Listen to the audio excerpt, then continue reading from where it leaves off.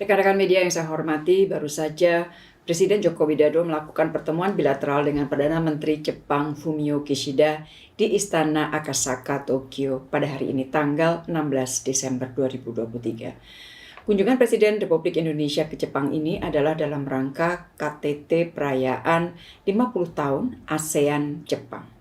Jadi besok pada tanggal 17 Desember Bapak Presiden akan memimpin bersama KTT ASEAN Jepang mengingat Indonesia masih memegang keketuaan ASEAN. Dan KTT ASEAN Jepang ini juga merupakan kegiatan besar terakhir keketuaan Indonesia di ASEAN. Sementara lusa 18 Desember, Presiden akan hadir dalam KTT AZEC atau Asia Zero Emission Community dan dilanjutkan dengan luncheon bersama dengan kalangan bisnis Jepang serta melakukan courtesy call ke Kaisar Jepang bersama para pemimpin ASEAN lainnya. Pertemuan bilateral dengan PM Jepang, kedua pemimpin menyambut baik selesainya perundingan substantif protokol perubahan IJPA, Indonesia-Japan Economic Partnership Agreement. Sebagaimana diketahui teman-teman, proses perundingan protokol perubahan ini memakan waktu yang cukup lama, sejak 2019. Saat ini tengah dilakukan proses legal scrubbing untuk penyamaan konteks bahasa hukum, dan setelah proses ini selesai akan dilakukan proses penerjemahan dan ratifikasi di parlemen sesuai prosedur masing-masing negara. Dengan adanya kesepakatan baru IJPA ini ditargetkan dapat diimplementasikan pada kuartal pertama tahun 2024. Nah, dengan protokol perubahan IJPA ini, beberapa manfaat yang dapat diambil oleh Indonesia antara lain adanya perbaikan akses pasar Indonesia di Jepang, termasuk untuk eliminasi tarif produk perikanan olahan Indonesia, kemudian perluasan akses pasar perbankan, dan kerjasama New MIDEC atau Manufacturing Industrial Development Center yang dapat mendukung industri Indonesia menjadi basis produksi kawasan. Selain IJPA, beberapa hasil penting dari pertemuan bilateral antara Presiden Jokowi dengan PM Kishida. Pertama, terkait dengan MRT Jakarta.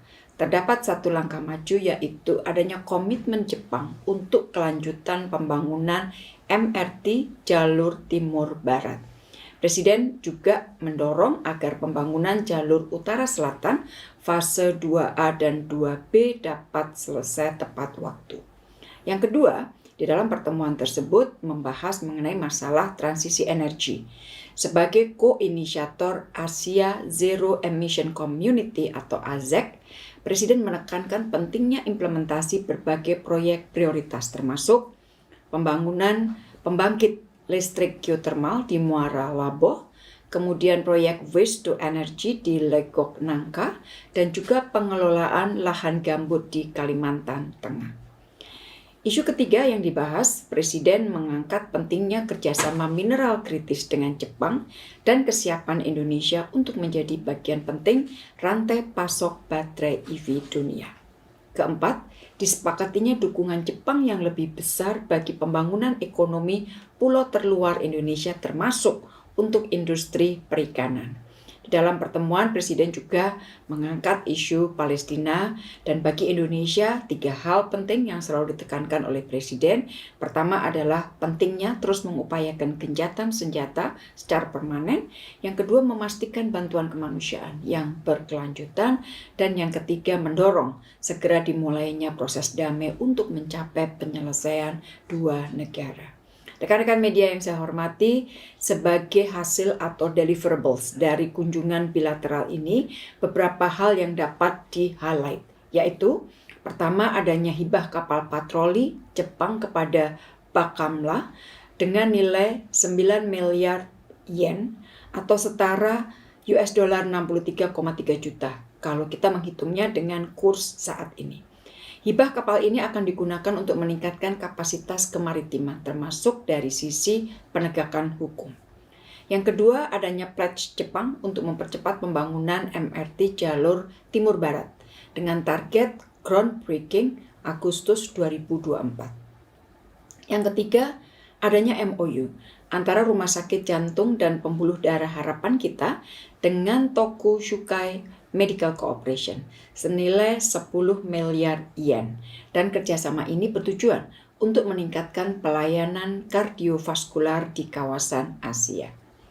Setelah pertemuan bilateral, Presiden RI dan PM Jepang juga menerima 2 dokumen proposal sebagai hasil dari side event.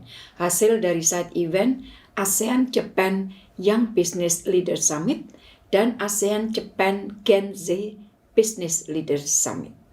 Proposal dari Young Business Leaders Summit berisi upaya untuk memperkuat implementasi ASEAN-Japan Co-Creation Ecosystem yang terdiri dari 4 pilar, yaitu penguatan kolaborasi pelaku bisnis ASEAN dan Jepang, termasuk tentunya untuk startup dan UMKM. Yang kedua, pengembangan inovasi dan pembangunan ekosistem startup. Yang ketiga, pembangunan berkelanjutan. Dan yang keempat, pembangunan inklusif yang didorong oleh AI dan Deep Tech. Sementara proposal dari Gen Z Business Leaders berisi ide kebijakan untuk mengatasi permasalahan sosial di 4 area: ketahanan pangan, dekarbonisasi atau circular economy, dampak sosial, dan juga ekosistem startup.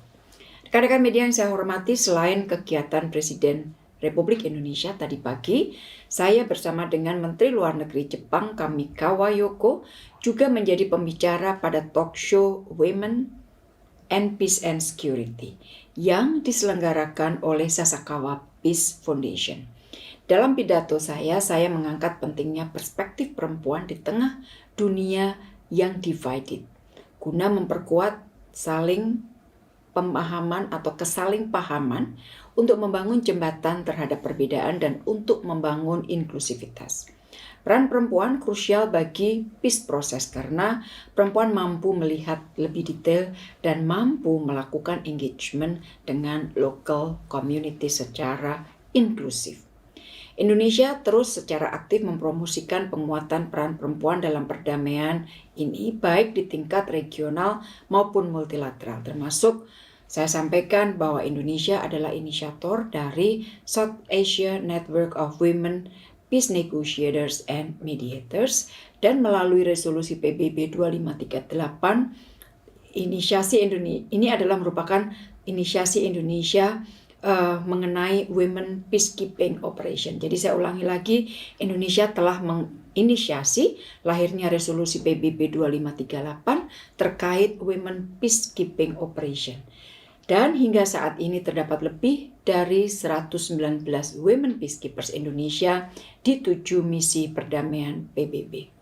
Selain itu, kemarin setiba saya di Tokyo tanggal 15 Desember, saya juga telah meresmikan gedung baru KBRI Tokyo. Yang juga turut hadir di dalam acara peresmian adalah State Minister for Foreign Affairs Mr. Suji Kyoto dan juga Menteri ESDM Pak Arifin Tasrif. Saya sampaikan bahwa gedung baru KBRI ini fits for purpose, baik untuk kebutuhan fisik maupun misi diplomatik yang diemban oleh KBRI Tokyo. Demikian rekan-rekan yang dapat saya sampaikan. Hasil pertemuan KTT ASEAN Jepang dan pertemuan terkait lainnya akan disampaikan secara terpisah. Terima kasih.